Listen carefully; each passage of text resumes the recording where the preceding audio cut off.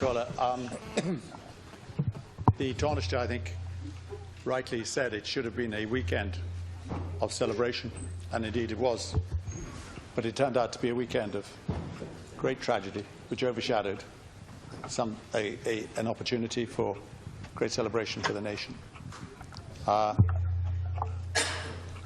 think that all the eloquent words that have already been spoken cannot express the shock and the sorrow which has struck people in this House and throughout the country, and which we all feel today. And you know, sometimes the most eloquent thing you can do is be silent. And I think the minute's silence at the end will probably be a greater tribute to the people who died this weekend than anything we can say here today.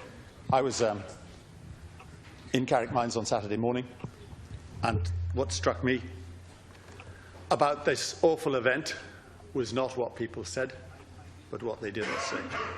And there was an extraordinary atmosphere there just after 10 people had died, of people saying nothing, because there was nothing really they could say, because they felt so utterly and totally helpless in the situation which had arisen.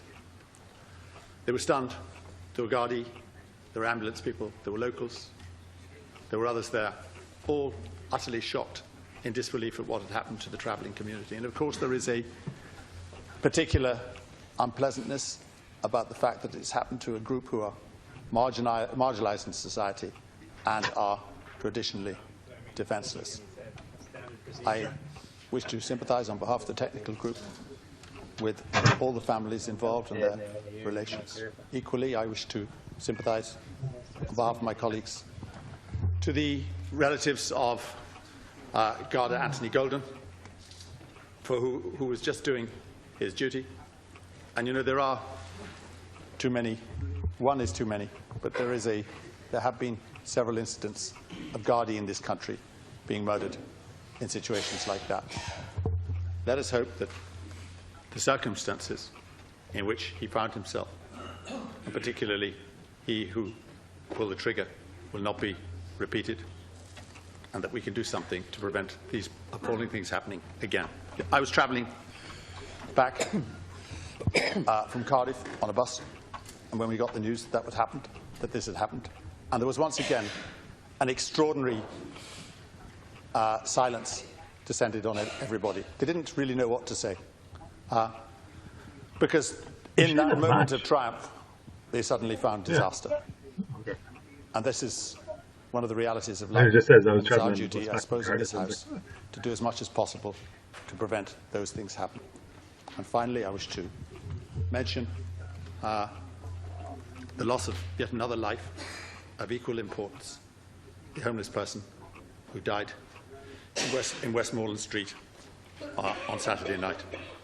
I don't think we know the name of this person at the moment, but I think it is imperative that that is not lost in the more high-profile tragedies which we witnessed over the weekend.